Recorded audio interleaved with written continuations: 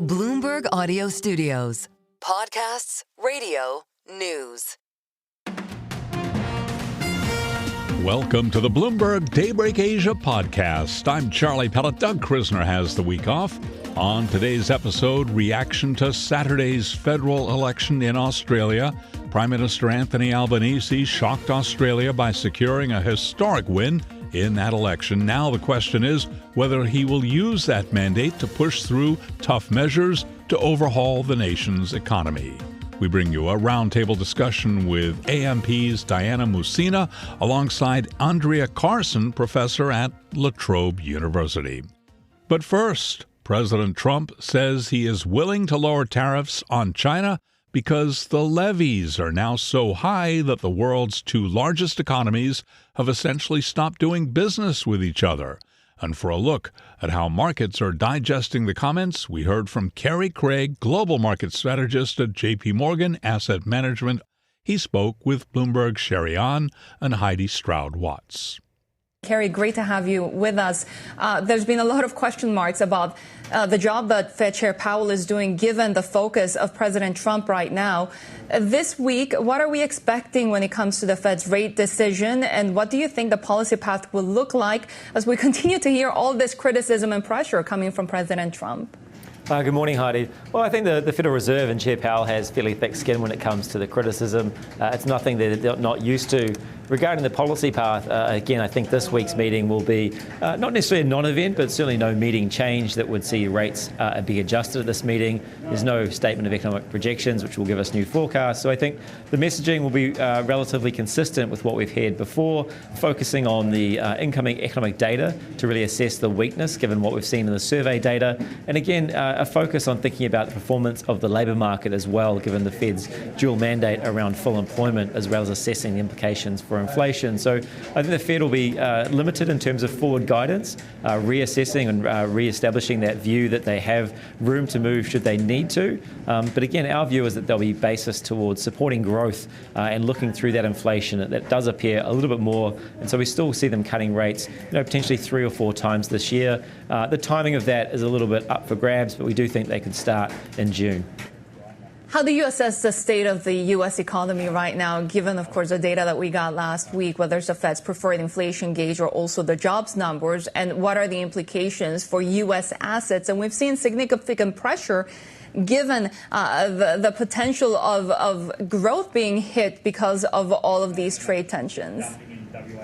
I mean, yeah, obviously the weak first quarter numbers for growth, bringing forward a lot of that imports from the tariffs, trying to front run that. They may get some pullback on that in the second quarter numbers that come back, but more a lift in growth. But certainly that's when we'll start to see some of the economic damage being done from these higher prices coming through, as well as the downshift in both consumption and the corporate outlook. So I think the second quarter numbers won't see a massive bounce in terms of the rise in GDP when we do get them, but certainly a bit better than the negative numbers that we've had in the first quarter. And I think the other economic data you've seen come through, take the non-farm payrolls last week or the JOLTS numbers, they're really only capturing the first couple of weeks of April when we only had that initial announcement from the US government. And so you haven't really seen the data really capture that weakness that may start to transpire. So we do expect the growth outlook to get a lot softer in the coming quarters in the US.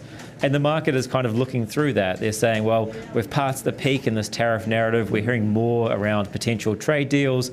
We're seeing some small adjustments to these tariffs that have been announced and the effective tariffs coming down. And so perhaps they're looking through this and seeing some light at the end of the tunnel. For us, there's still a long way to go in terms of those trade negotiations, where that tariff may end up, and the prospects for further tariffs to be announced at the sectorial level, as we've heard. So we're still a little bit cautious on that, given we have seen a big bounce in the market and the valuations have gone back up across equities, given that we're going to see a lot more weakness in the economy still to come. And I think that's still to be reflected in a lot of the earnings growth from US corporates. When you look at global diversification, where are you seeing opportunities at the moment? I think it is a case of thinking around the dynamics of growth Internationally, obviously the US has been a front and centre for many investors given the performance of the last couple of years. I think we still view US as having some really good high quality companies, and so we wouldn't shy away from it completely, taking a more of a neutral view. But if we look towards Europe a little bit more, if we look towards Japan, yes, they are countries that are going to be impacted by tariffs to a degree, but we can see quite a strong consumer story coming through there in Japan. We can see a bit more of reflation in that economy, and we're also looking towards Europe, where we're seeing, the prospects of more fiscal support coming through. We're seeing ECB cutting rates, financial conditions loosening, which should boost growth or at least offset that drag from trade growth coming through. And thinking about, valuations that have moved up in Europe, but still relative basis looking fairly attractive both to their own history and a little bit more towards the US. For Australia, it's often been talked about, particularly in light of the trade war, as being sort of a haven market. Does that become more appealing now that we've had that resounding re-election result? Yeah, you've had 2 months of outperformance of US equities over Australian equities. A third month of outperformance is relatively rare, but I think when we look at the Australian market more broadly, we still take a relatively defensive stance, given that those second order effects of a particularly significant down growth or downshift in growth around the world could still transpire. But, again, it's a market where you have high income, which is attractive in these kind of times, where you do have policy continuity now that we've got the outcome of the election, and perhaps more so given the strength of that outcome. And you've also seen, a consumer base that's still rising, given some of the impacts of falling inflation, easing policy rates, and rising real household incomes, all being quite supportive for the outlook here. So the Australian market has done very well. I think valuations are worth watching, particularly amongst some of those more defensive sectors. And again, I think if we were looking at the Australian market, we'd expect it to be one that's probably doing a little bit better than we had expected at the start of the year. But again, the earnings growth numbers aren't especially strong here, and those valuations have started to rise back up a little bit. Kerry, always great to chat with you. Kerry Craig, Global Market Strategist at JPMorgan Asset Management.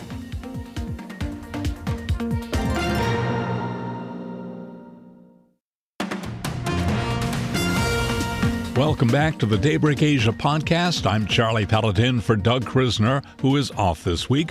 Prime Minister Anthony Albanese won a significant victory for his centre-left Labour Party, becoming the first Australian leader to win consecutive elections in over 2 decades. For some analysis, we heard from Diana Mousina, Deputy Chief Economist at AMP. She was joined by Andrea Carson, Professor of Political Communication at Trobe University, and they spoke with Bloomberg's Shery and Haidi Stroud-Watts. Really great to have you both along with us. And Andrea, I'll start off with you in terms of kind of trying to make sense of exactly what happened over the weekend, because it was interesting. Albanese didn't exactly style himself as the anti-Trump, the way that we've seen from the likes of Mark Carney, for example, in Canada. But clearly the sort of global uncertainty, the trade war, some of the sort of culture war politics were at play here. Yeah, that's right. It was a very stable type of campaign. Albanese favoured hope over fear. And it was in times of global turmoil that you've pointed to, with the trade war, not to mention the war in Ukraine and the Gaza Strip. This was a time, I think, for Australians to seek stability, and that's what they've got with Anthony Albanese. So, Diana, what does this win mean for the broader markets, given that it wasn't necessarily a surprise, but just how much of a landslide the outcome was? How will investors be taking this today?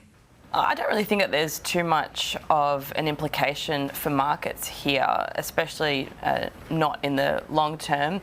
I mean, in the short to medium term, I guess that the fact that the Labor Party has a majority in both houses, or in the Senate if you include the Greens as well, then it will make it easier for them to pass some of their policies. But some of those policies may not necessarily be seen as business friendly. For example, the higher tax on larger superannuation balances, and the coalition party is generally seen to be a bit more friendly to businesses. So if we did see a coalition win, maybe markets could have rallied a bit more under that situation. But to be honest, there's not really too much here in terms of the implications for markets.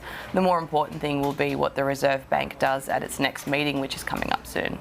And to that point, I guess, with such a strong mandate, perhaps Labor has less pressure for, bigger fiscal spending. Obviously, the campaign was run on cost of living, inflation, and the property crisis, right? Does that take the pressure off the RBA to be able to do what it needs to do?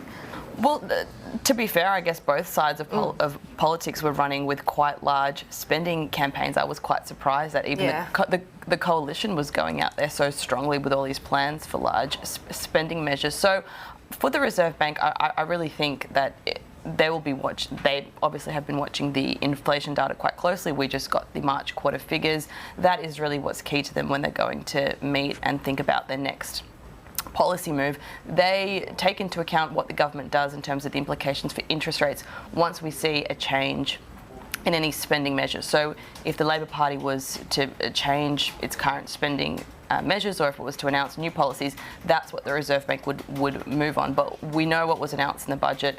That's what the outlook for fiscal spending is going to be in the next 6 to 12 months. We know that the government sector is still going to be at a very large share of the economy. It's currently at a record high. It's probably going to stay there, maybe move down a little bit. So that's what the RBA is really going to move on. I don't think that the landslide majority win for the Labor Party will really change anything for the Reserve Bank. Andrea, we know that the soaring cost of living was a key issue in this election campaign. How challenging is the economic landscape for Prime Minister Albanese and his Labour Party right now? Well, it will be challenging, but there'll also be a great expectation that now that they've got a clearer pathway through the Senate, it looks like they'll have minority control along with the Greens and not have to negotiate with independents as they did in the last election.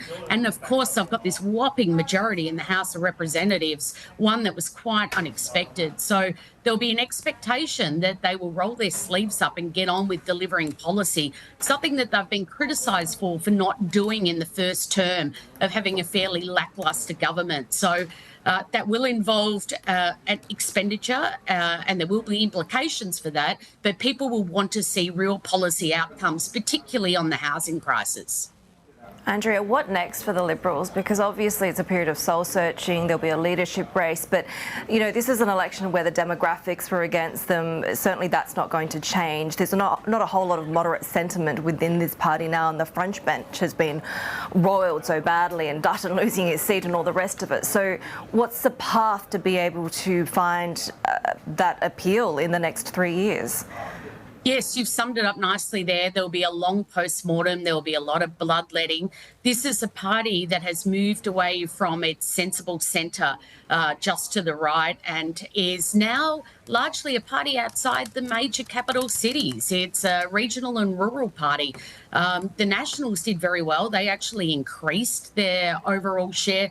And for the Liberals, it's catastrophic. So there'll be negotiations going on within that coalition partnership about what that looks like, and also negotiations about what it means for the core of the Liberal Party. It's moved away, a long way from its ideological centre from when it was held by Malcolm Fraser. Will it return back to a more moderate position? These are the questions that I'll be watching, among many others.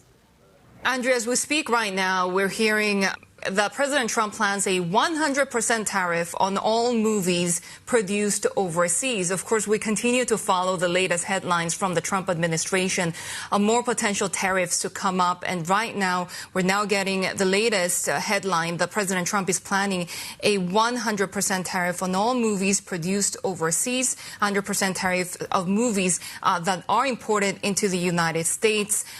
Andrea, as we continue to watch the latest uncertainty coming from the Trump administration, how interesting is the latest outcome in the Australian election as also reflecting what we've seen around the world, where instead of punishing the incumbents, which has been sort of the latest trend, we're seeing this more leaning towards safety, towards knowing what's coming up from the local government for more stability. Yeah, that's right. I think that latest tariff move shows the unpredictability of Trump. You never know what policy he's coming out with next. And there has been a move away from punishing the incumbents. Keir Starmer, perhaps the exception, but there is a return to centre politics. We've seen that with Canada, with the UK and now Australia, and there's strong relationships between those three countries.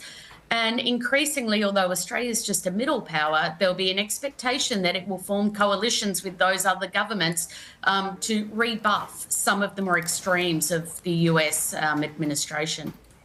Diana, we were talking a little bit about the property crisis. What do you think now potentially emboldens this new government in the next 3 years to be able to perhaps take, more significant measures to try and fix that problem?